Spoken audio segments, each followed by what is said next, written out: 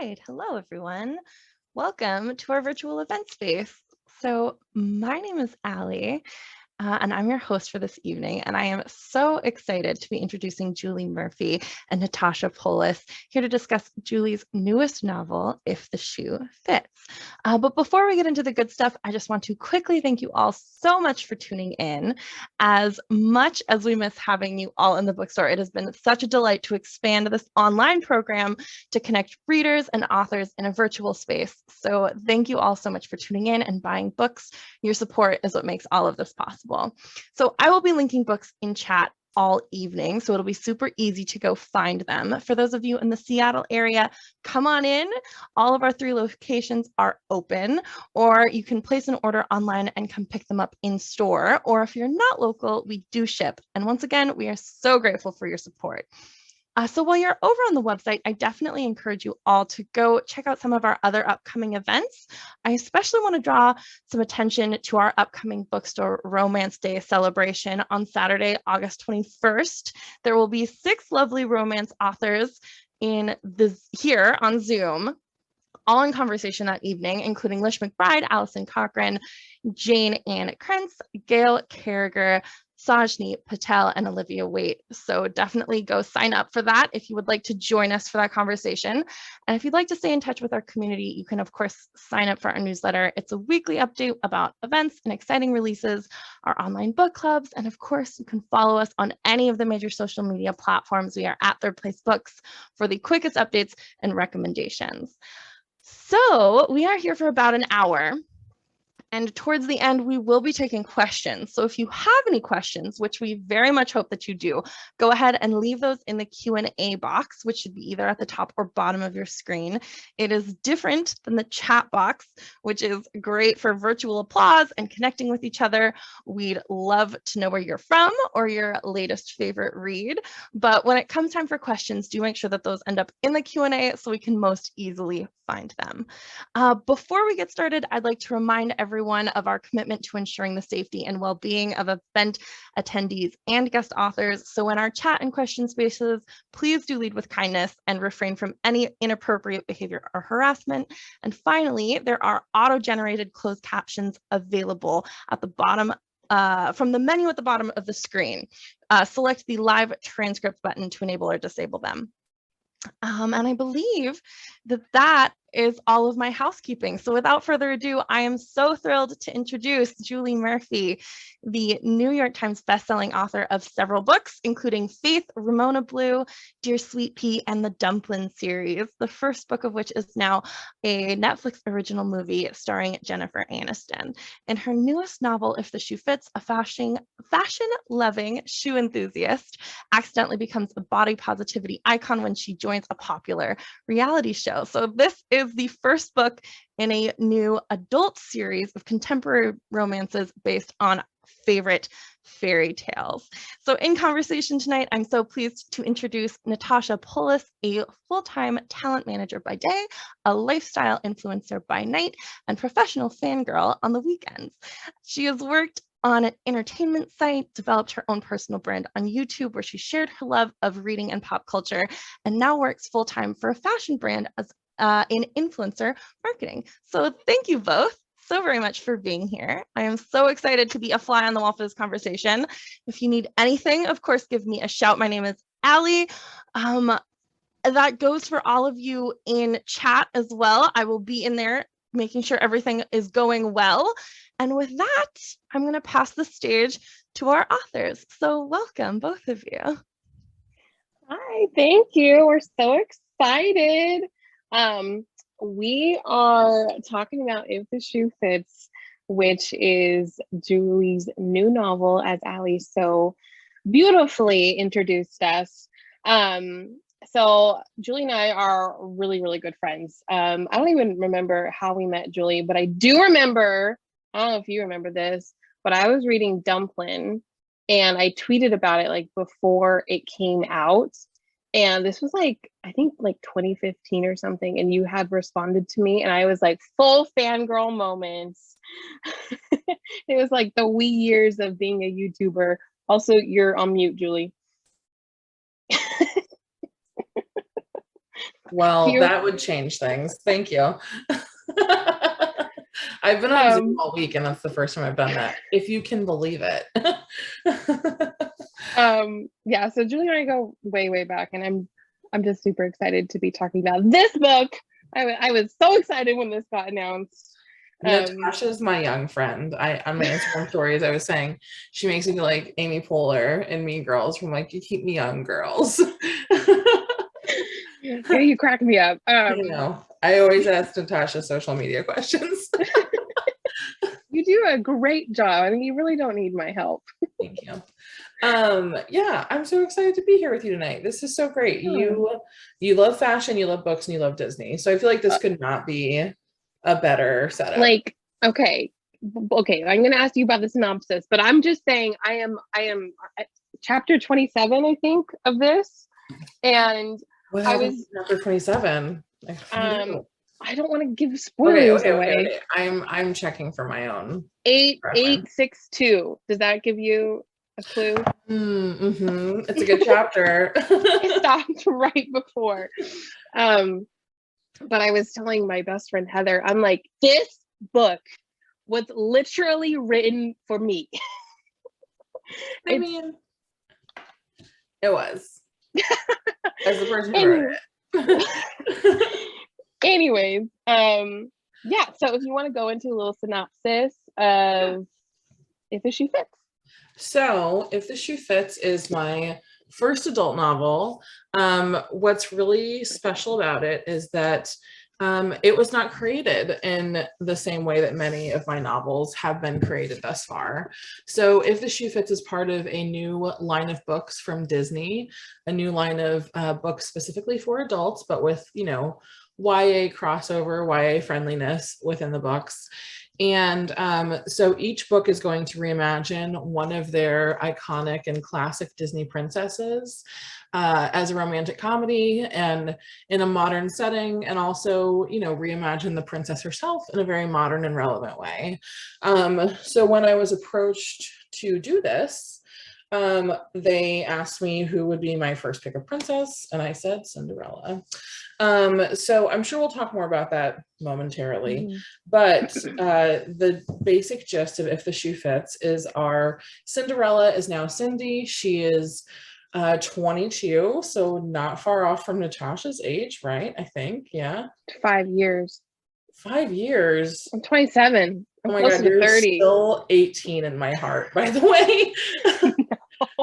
Like, still 18. Maybe 10 years ago. Yeah. So anyhow, she's a young, recently graduated fashion student, and she's also a plus size woman. And she's feeling a little aimless at this time in her life. She doesn't know what to do after school. She doesn't have a lot of, you know, pressing opportunities. And so she finds herself as a contestant on her stepmother's reality television dating show. And her stepmother is a producer on the show, the producer on the show. And you know, in the course of being on the show, she might just find her own Prince Charming. And also become like an accidental body positive icon. I love how it's like accidental, but like it's such, for some reason it's such like a statement, because it thus far has not happened yet. I mean, if we take into account the dating shows, that we do not have a lot of body representation. I feel like you would be so good on a dating show, by the way. Not to like meddle in your personal life right now on the internet, but I think that you would be like such a like compelling contestant. I mean, we're not going to go into like the deep, dark seated like things that come out when people are like, why don't you go on The Bachelor? And I'm like, ugh. I mean, it does sound awful, but I just think you're so charming that everyone would love you. So I'm like, you know, Natasha would go on a dating show and become like, you know, iconic. I mean, the dream. Yeah. But yeah, so okay, so there's a lot of things you just said there that I have so many questions about. Okay, like, let's dig in. First of all, how the heck like did this happen? Like, did Disney come to you? Obviously, you just said that you got to pick the princess. Like, how did all this go down? Did they come to you saying we want a plus size princess, or tell me? Well, I mean, I this was never outright said to me, obviously, but old. But all of my books are about plus size protagonists. It's definitely a hallmark of everything that I write. So I assumed that my wonderful editor at Disney had me in mind for the first book for a reason. But I was very clear that like my friend Sierra Simone and I were talking the other night, and she said that Benedict Cumberbatch was doing like a redo of Hamlet on a stage, and they asked him like, why did you feel the need to do this? Like, why did this feel like, why did you want to do this? And he said, well, I had to feel like something was going to set this apart. I had to feel like there was a real need for this. And that's why, like, that's how I feel about retellings in general, is that there had to be a reason. It couldn't just be, I'm going to write a Cinderella retelling because it sounds fun. I wanted to write a Cinderella retelling because I wanted the opportunity to make a plus size Cinderella, or, you know, my own version of a Cinderella. And so that was definitely something that I had in mind from the get-go. But yeah, this was definitely like a line of books designed by Disney. This week we really got to announce some exciting news that the next book is going to be a Beauty and the Beast retelling by Jasmine Guillory. I didn't know this. Oh yeah, this is all new news. So I think they have the next few authors lined up, and the next one is definitely going to be Jasmine Guillory. I think they're saying next spring, and a Beauty and the Beast retelling. So, and it's called By the Book. Oh my gosh.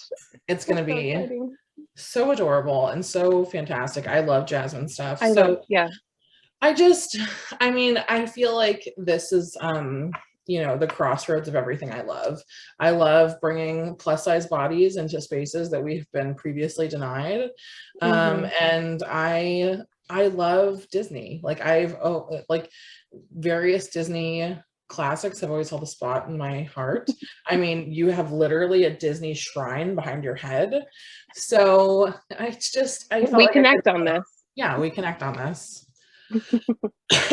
Yeah. So how much, I guess, like, what were the parameters that you were given? I'm sure you can't share everything, but like, did you did they want you to stick to a certain type of like archetype, or like how did they kind of tell you? Yeah. Sorry. So no, going into this, there were some specific ideas. Like there were like ideas for the setting, and like ideas for Cindy and her character, and things that they had approached me with that I really liked were specifically like a reality television setting and leaning into fashion or shoes or something like that. And for me, shoes specifically felt really relevant because I'm sure that this is something you can relate to. But I spent many years, especially my teenage years, just circulating through the malls and through stores with friends, and my friends being totally oblivious to the fact that we were constantly in stores where I couldn't try a thing on if I wanted to. Yeah. And so I was constantly like, I have a headband obsession. I'm basically like, is this chuggy? Is this uncool that I love headbands so much? No, it's still much in fashion. Don't worry. Thank you. So I have developed like a love for headbands, love for hair accessories, because those were the only things that I could find in those stores that could work for me. And so for Cindy, that manifested in shoes. And I think that like getting to work on this with Jocelyn, my editor, in the early stages was a lot like playing volleyball. Like she would say, what about shoes? Like, how can we work in shoes? Could we do like fashion design? And immediately, like when I heard shoes, I knew, well, this is why a plus size woman would gravitate towards designing shoes. I can very easily like fit that into something that makes sense for me and something I can really write from the heart with. So yeah, there was like a basic bones of an idea, but I got to pick and choose the things that worked for me, and also to reciprocate that and pitch things that I was excited about, like tropes I was excited about flipping and things like that. Yeah. Well, I mean, just from reading it, You do such like a wonderful job, and maybe it's because I haven't been able to read many factuals and fiction before, but it's so exciting as I was like reading it and thinking that, okay, you know, not a lot of people will pick up a book that maybe like is just, you know, marketed as like this is a plus size like fat girl character, but they will pick up a book that is a Disney taken retelling, and they will be able to see and kind of, you know, feel that frustration that we as fat women go through life, that just plague us all the time. I mean, even in the beginning of the book, it was like her anxiety about getting the seatbelt expander in the airplane. Right now, like I'm going to London on Friday, and I'm 3 sizes larger than when I was on the last time I was on a plane, Yeah. and that stuff is plaguing me right now. And just you know the going to a mall with your friends. I remember I set Christine a challenge, my best friend Christine, a challenge to like try to find me outfits in a mall. And we did a whole video about it, and she had a very, very rough time. There was one store that like held my size, and so I'm just excited for straight size people to read this and kind of like actually get it, you know, Yeah. because like this Yeah. is like that opportunity for them to do that. And so, I mean, I just think you just do a fantastic job, and I'm so glad that they wanted you for this first book because it's so perfect. I don't know, I can't wait to like finish it tonight. So Oh my I'm really gosh. excited.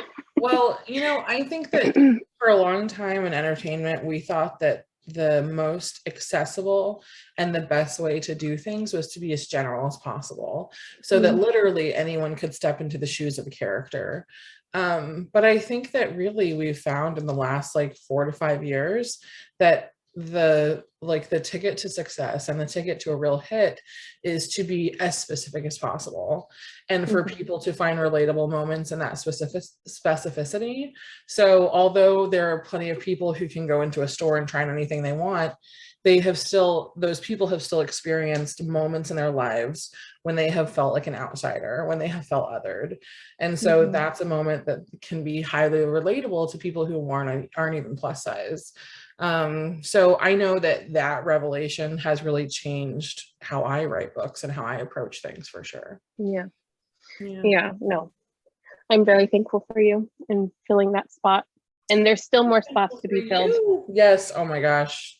Okay, so I mean, not, it is a Disney property, but not to relate this to The Bachelor, but I am a huge fan of The Bachelor, and in my job, so I'm a influencer marketing manager for a fashion brand. And so basically what I do is I hire influencers and I work with all of the Bachelor people. So like I have so much inside info. Obviously I can't say anything about like the show and how it films. And I just want to know, how much research did you have to do about how like it all goes down? Because you're really spot on. A lot of research, and I will say that I was really lucky. There were a lot of, so there's it wasn't really just The Bachelor that I dug into. I dug into all kinds of different reality dating shows, like everything from like Love Island to like Too Hot to Handle to, oh gosh, what is it? What's the one on HBO? Oh, well, no, the one on Netflix where they all are in separate rooms and they can't see each other. Oh, blind. Love is Blind. Love is Blind. Yeah. Okay. So there were a lot of different ones that I dug into. Obviously, like The Bachelor is one of the oldest running, so there's the most information out there about that. There's a great book called Bachelor Nation that was written by a reporter whose beat was The Bachelor, and all of her insights into that and like the politics behind the show and all that. But also, gosh, what is the show on Lifetime that I loved? What is it? Unreal. Oh, Unreal. Yeah. I love. I mean, that has great insight. Yeah, so that's a great thing to pay attention to and to dig into. Also, I was just really lucky to still be really connected with people who I worked with on Dumplin, who could That's what I was point me thinking. I'm sure point like me in the right direction, and also just give me like a general understanding of how things like that work. Especially because so many of those reality television shows are now filming in the Atlanta, Georgia area. And so many of the people I became friends with through Dumplin, you know, it was the Atlanta, Georgia area. That's where we filmed. So that was definitely a big help. But I love it. I'm obsessed with like the mechanics of it. They're, you know, it's just fascinating. Yeah, it really is such like a huge production. Yeah. Okay, so I kind of want to know like when were you actually writing this? Because I do remember we had our Dumplin live show and you had like something exciting you wanted to announce. And then you had probably already been done. But then I came out with the Plus Size Princess project. And obviously like how perfect. So full disclosure, Natasha asked me to do the Plus Size Princess project with her. I did. And I couldn't because I was on a deadline for this book and I was so busy. I had no time to make myself look like a human being. And I was so sad because I was like, oh my gosh, it's so perfect. You got to do a 2.0, like call me. I am. Okay. So yeah, there is something coming. Okay. I'm playing it after London, but just this Halloween is going to be a little different, but still amazing. Oh my gosh, that's incredible. It was so amazing. For those that don't know, Natasha launched this Plus Size Princess project on Instagram, and it's all these amazing plus size influencers taking on their own interpretations of like the classic princesses, and it was so amazing. Yes, that was around the same time, and it's because of this book that I couldn't participate. Okay, you still gave us this, and this is probably better, more impactful than what we were able to put out there. Hopefully the next round will be accumulation of just even like more wow. Yeah. Okay, so you have a talent for placing fat girls, like you said, in situations where we've had no representation. What other scenarios would you like to see fat representation? I mean, like, I won't like be an awful guest or an awful like you're a moderator, what am I, author, and make this so short that I just say everything. Alex, they can see you. Hi to your brother. It's okay. Hi, Alex. You can't hear me because you have headphones in, but that's okay. I know Alex from Instagram. Alex doesn't hear me. Okay, so I am a huge horror like person. I love horror novels, horror books, and horror movies, and so I would love to see like more exciting, like, you know, horror things with plus size people. And then Kelly DeVos did just launch or release a new zombie apocalypse type novel that's got a plus size protagonist. I think that romance is doing a great job of putting plus size protagonists to the forefront. I always want to see more of it. And I also just want to see, like, not because it's necessarily for me, but because I want plus size people in every space. I really want to see like a super snoozy, like literary, like crusty old people love it kind of book with like a plus size protagonist in it, you know? That would be amazing. Just all kinds of things, all kinds of places, action adventure, like, yeah, you know, like put Melissa McCarthy in a Fast and Furious movie, please. The thing is, it's like Alex, really? Your twin brother, I love it. I'm on a live Q&A. Okay, anyways, no, what was I saying? Melissa McCarthy, Fast and Furious. So she did that like Netflix movie, not to go off on a tangent, but it's like I want to see something that's like where like she's not made fun of, you know, or like I want to see that representation where it's like taken seriously and that's how this goes. And so like I love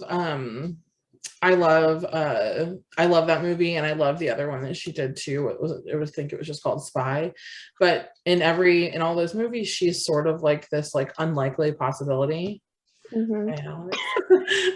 She's sort of like this unlikely possibility, you know, as far as like a protagonist. And so I want to see a movie, like you said, like where it's like she's amazing and she's awesome and she's just like, it's so obvious that she's there to save the day. So Yeah. thanks. Also, I do want to note, we will be taking questions probably like in the next 15 minutes. So if you guys have questions, you can add them to the Q&A. That's where they should go. If they're in the chat, let's move them to the Q&A. So if you have questions for Julie.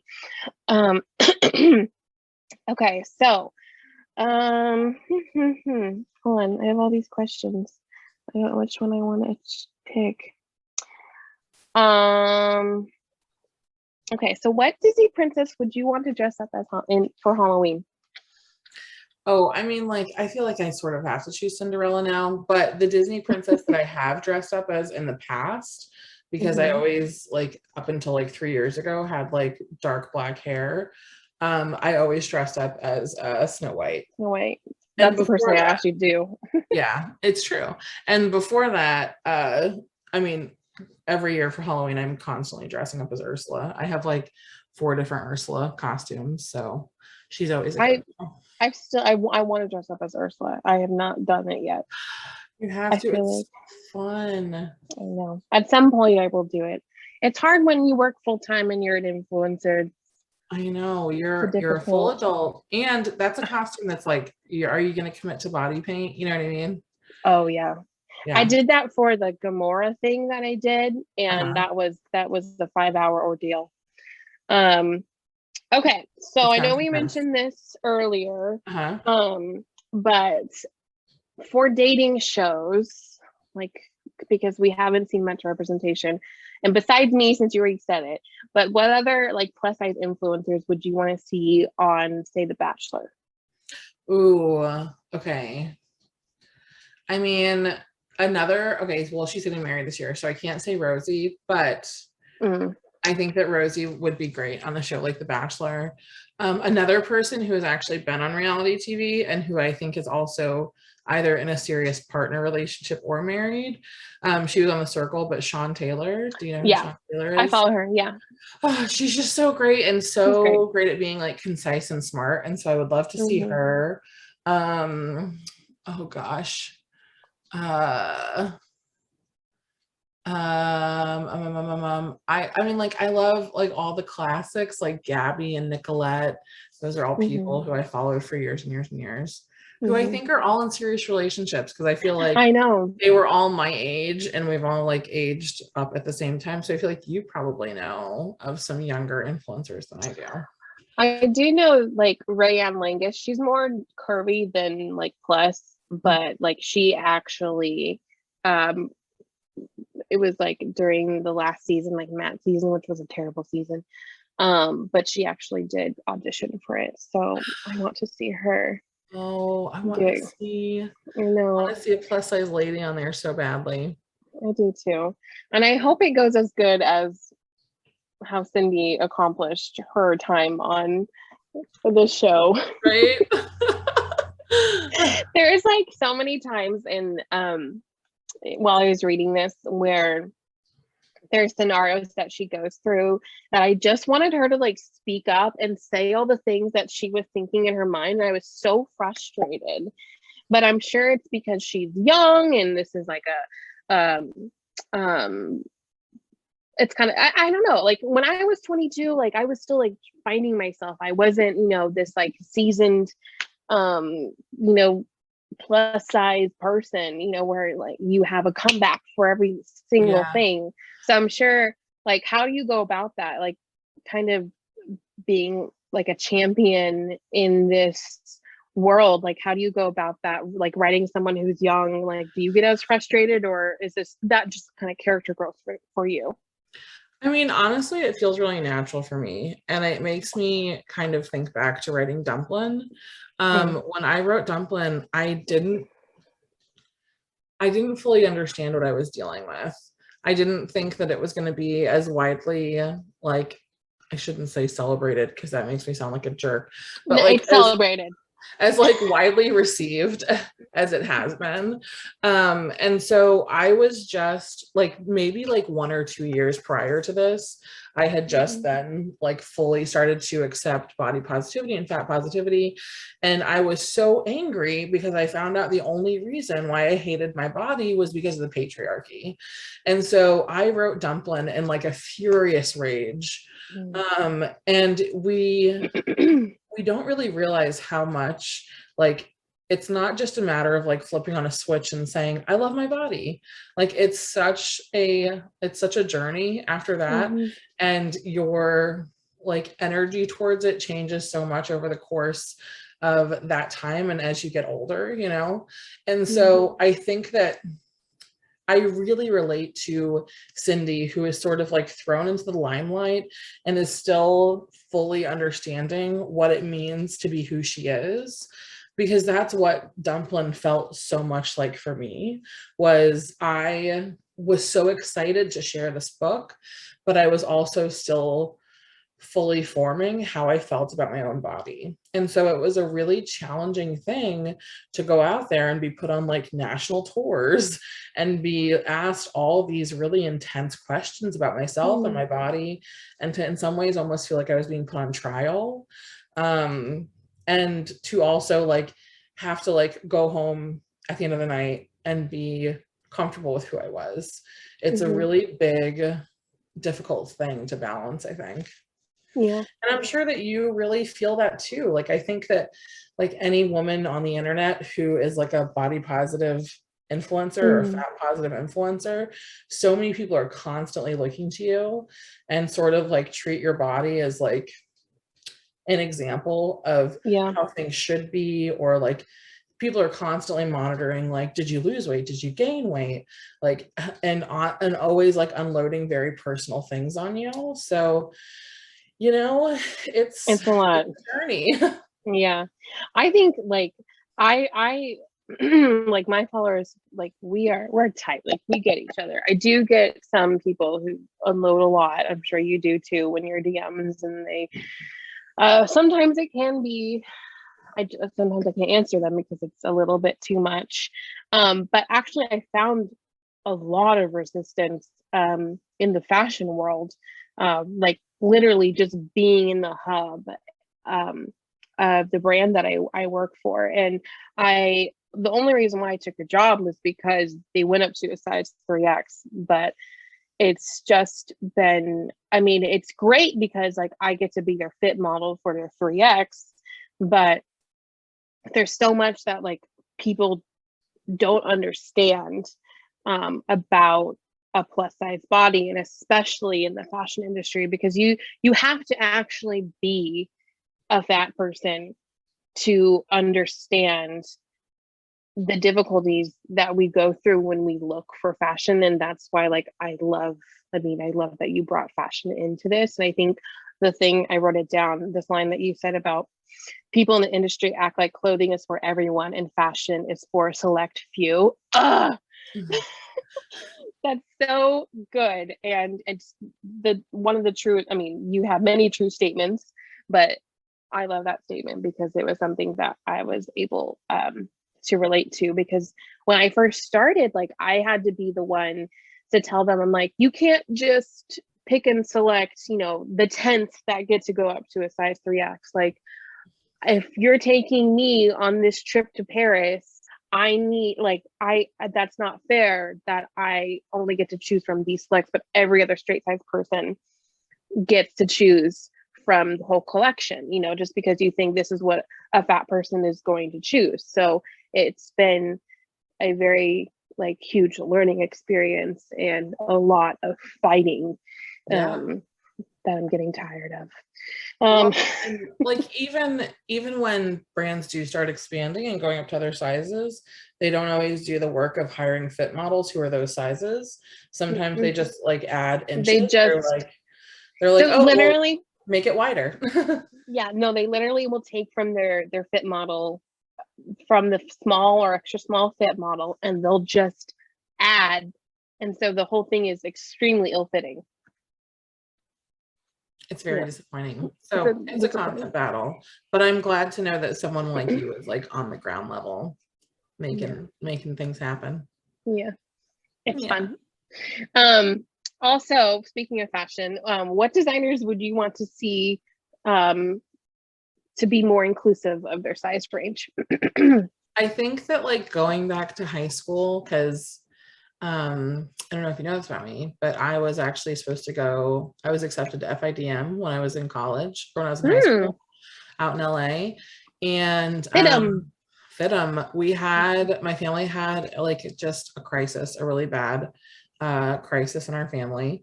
And my entire trajectory of my life was changed.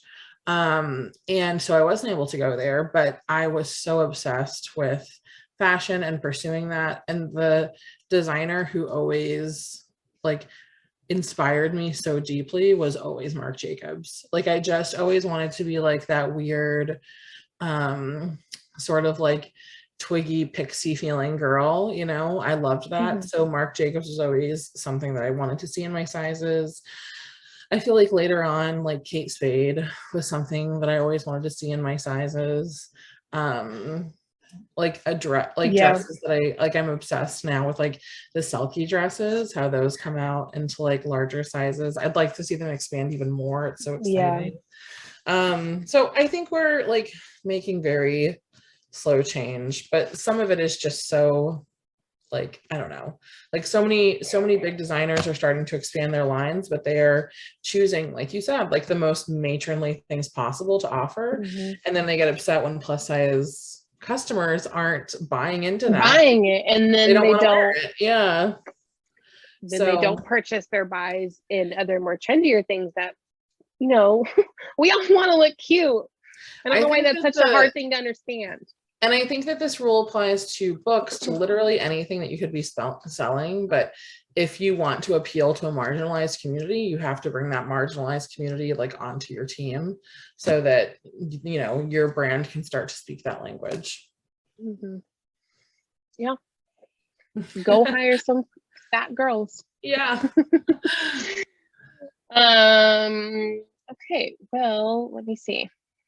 I think And if we don't have any questions, I have questions for you. Oh. Like, I want to know, what's your favorite Disney princess? Like, who is the princess for you? Ariel. Really? Everyone thinks Beauty and the Beast. Everyone thinks Belle. And I do love Belle. She's my second favorite. But Ariel is like the nostalgic. She's the one who like I dressed up as when I was like 3 with that terrible red wig. And I'm a Pisces and I love water. And I mean, as I've gotten older, I don't, it's still taken annoying that she doesn't speak for half the movie. But I don't know.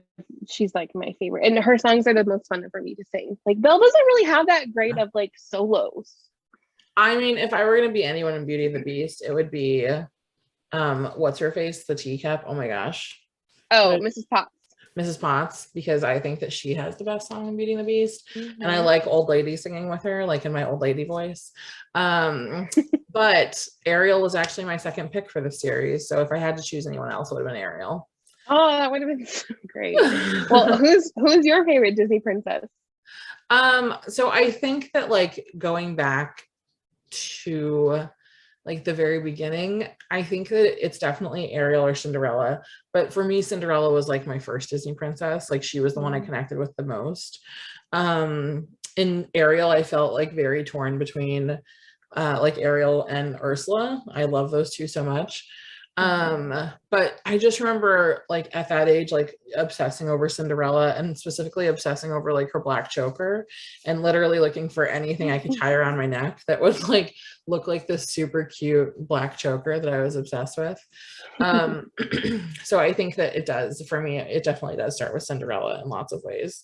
But I think my very favorite Disney cartoon from when, I mean, I was almost too old at this point to really have a favorite Disney like animated film. At least I felt like I was, because this came out when I was in like 5th or 6th grade and I was like pretending to be too cool for it. But I was obsessed with Mulan too. Oh yeah. So the music from Mulan is incredible. Yeah. That's like the one that like my brother and I love to watch together because he thinks she's cool. She is cool. she's very cool. Actually, I was gonna ask you, like, do you enjoy going to the parks, or are you more of like an IP person? Like, you like just to watch all the Disney stuff? So exciting thing, I haven't been to the parks in like 10 years. Okay, so we need to go together. So things have changed. I've never been to your park. I've only been to Orlando. So I've never been to the Disneyland is one. better. Oh my, like there's so much infighting in my friend group about this, and I have no opinion about either. But I am going to Disney World in September. That's the plan currently. And I get to go and do a bunch of fun little, like, if the shoe fits related things. So that's so very fun. exciting. Yeah. Oh my gosh. So more info on that coming soon. I want to know more. But no, you should come out here and I'll take you on like the best Disney tour. I feel like I might not be fashionable enough to do. What? Like, no. Everyone always looks so cute when they go to like Disney and like Disneyland, like Disney California.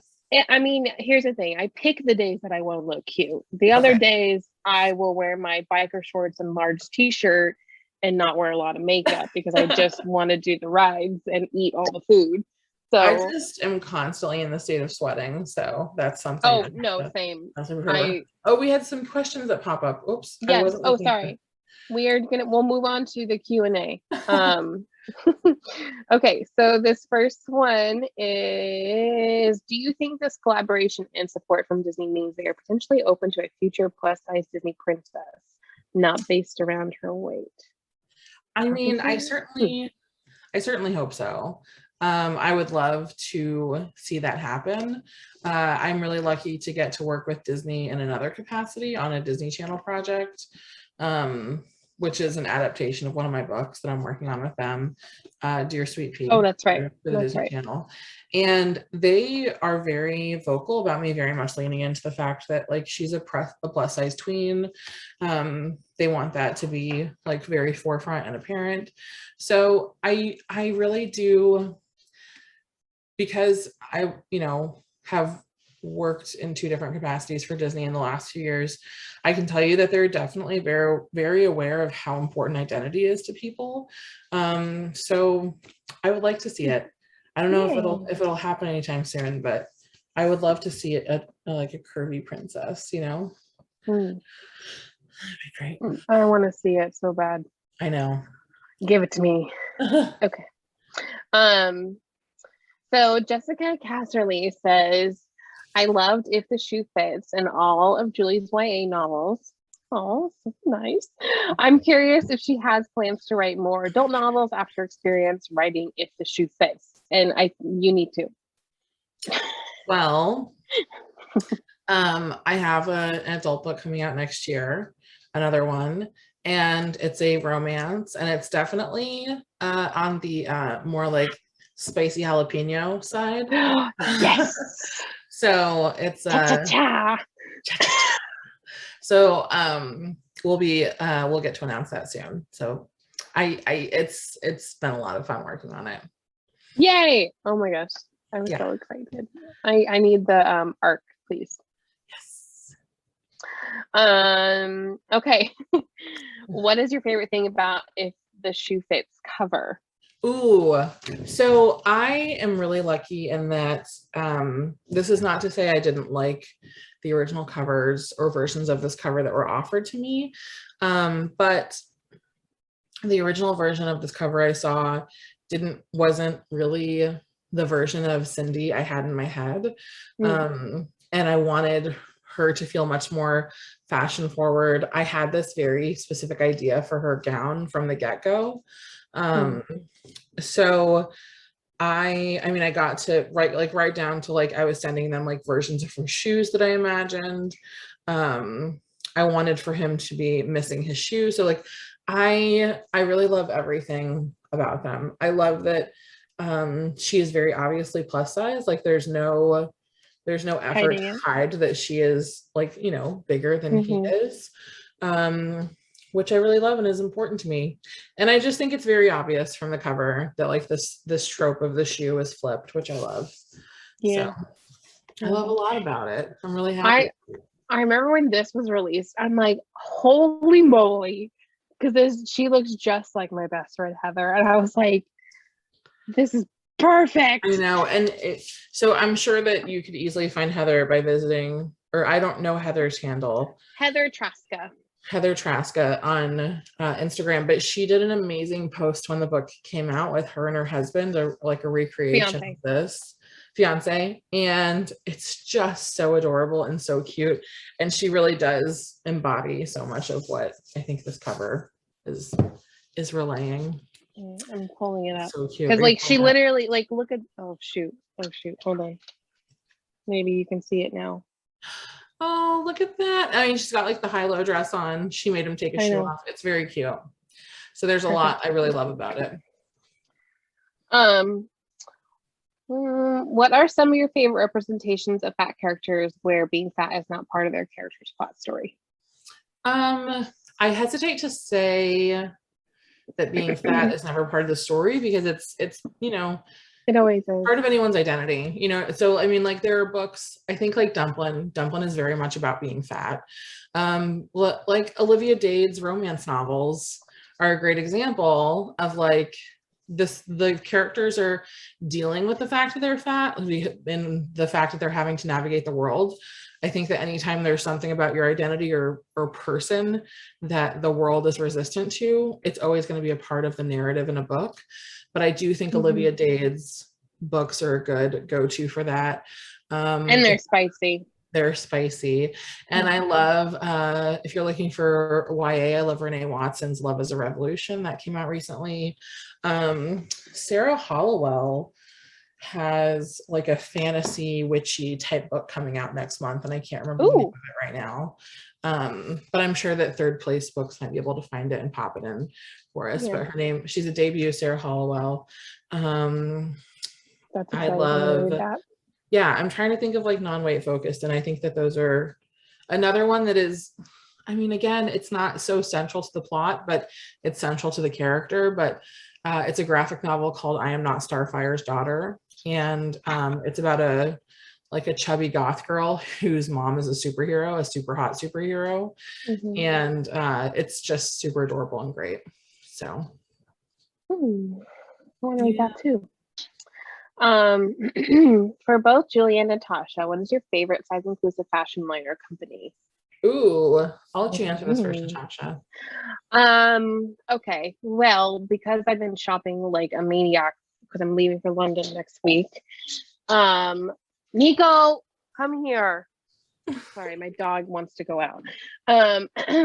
Okay, so I mean, basically, like my go-to places is Eloquy and ASOS, but I did just buy 2 silky dresses, and I'm very, very excited to wear those. And then also there's a very inclusive Alpine Swim, and they have some really, really cool and unique pieces. Let me go let my dog out and you answer that.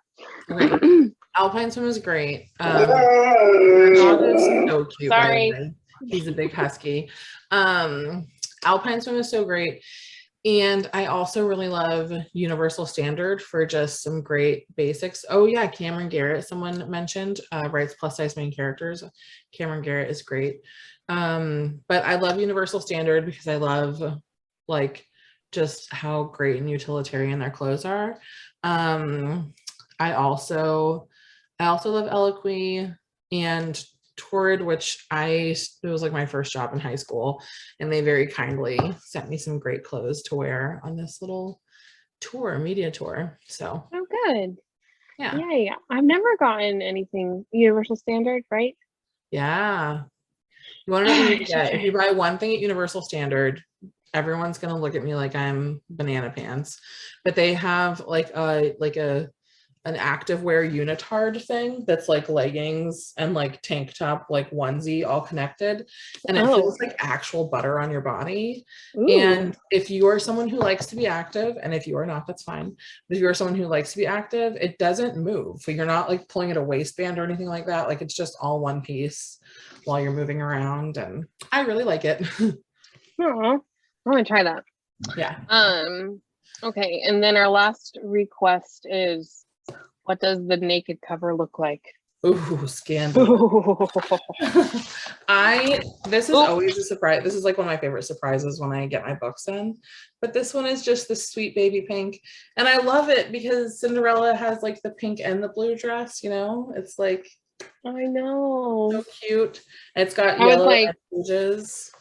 I was like, wait, pink and blue, that's Sleeping Beauty, but no, it's the first dress that her stepsister. Yeah. Oh my gosh, that's the other thing. I forgot to write that question down. Damn it, that was like swimming around in my head. Okay.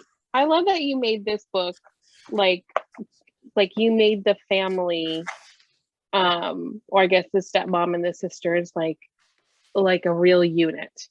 Like they actually enjoyed each other. And that was so heartwarming to me. I didn't realize how much I actually now, it was because of this book I realized that how similar I am to Cinderella, because she's lost both her parents. I've lost both my parents, and that was so nice to read. I don't know. It was so good, and like the triplets. I loved it. It was such a nice surprise. So I really wanted to make very specifically like the stepmother and the stepsisters, like complex, difficult, interesting people. I think that the stepmother could very easily be like evil in her own way. She's a little bit feared in her industry. She's a reality television producer in like a male dominated field. So she does definitely have to be a very fierce woman. But I think that one thing I really wanted to explore in this book that we don't dig into in the original, you know, animated film, because it's a film for children, is all the grief surrounding that. Cinderella goes, you know, loses her father when she's in high school in this book. Cindy loses her father in high school and then goes straight into college and is having to return to home for the first time after that. And home is not what she left. It's not the same thing. The same people are not there. And that's, you know, Natasha, it's a really difficult thing to redefine that space and redefine what life is going to look like without your parents there for all those hallmark moments. So that was something really important to me to include in this book. So, but I mean, I'm glad you did, because it definitely puts into perspective like the grief that she has to go through. Yeah. How much time do we have? I have one more question. Hold on, I got one more question. This will be your last. What is your favorite Cinderella retelling? Oh, okay. I have 3 because I can't choose one. I love Ever After, of course, with Drew Barrymore. Yeah. And like, I just want to dress like that forever. Like in like the late 90s, early 2000s, all I wanted was to look like Drew Barrymore. And then the other 2 that I'm obsessed with are the Brandy version. It's the Brandy version of Cinderella, and then Hilary Duff's version of Cinderella. Those are my favorites. What is your favorite version of Cinderella? Ever After. So good. That's pretty much. I mean, I love the Hilary Duff one too, but Ever After is the one that I always rewatch. Ever After is like the kind of movie that if it's on, I can't not watch it. I always have to sit down and watch it. I love it so much. And I can't remember who plays her stepsisters, one of her stepsisters in the book, but it's like a vaguely chubby. Yeah, well, she was considered chubby. And so that's like one thing that's always irked me too about the stepsisters, is there's always like a chubby one, but she's never really chubby. Anyways, but you want to know what I'm really excited for is they're releasing a new Cinderella next month. Oh, yes, on Amazon. And one of the girls from Dumplin is in it. She's one of the stepsisters, Maddie Ballio. Oh my gosh, wait, who does she play? She plays Millie in the movie and Dumplin, and she's in this one. So I'm excited. I'm so proud of her. Yay. Oh my god. Exciting things. Yay. Yeah. Well, that's so fun. I really enjoyed our conversation today, so Julie. We got to talk about all my favorite things. So it's always a perfect evening when we get to do that. Yeah, but thank you so much. I think Allie is gonna hop on and sign us off. And thank you all to Third Place Books too for having us. This is so great. Thank you. It is Absolutely, our pleasure. Hi, everybody. I am back. So it's about time for us to call it a night, but I'm just going to take one last second to thank you all in the audience. Thank you so much for being here. This has been such a fun evening. I've been cackling behind the scenes over here. All of you who'd like to get your hands on a copy of If the Shoe Fits, I'm going to go ahead and throw a link in one more time because there's been a lot of action in this chat. So go ahead and follow that link to purchase the book. As always, come on in, grab a copy, tell a bookseller what you thought of this event, or if you're not local, tell us online. We always love to hear from you. Julia and Natasha, thank you so much for being here. This conversation has been so wonderful. I feel like it really highlighted some important points going on in this like really fun book. So I just really appreciated it. And with that, I think it is time to bid you all adieu. So Thank you so much. Of course. Shall we let the awkward waving commence? Yes. Bye. Good night, everyone. Bye. Thanks, everyone.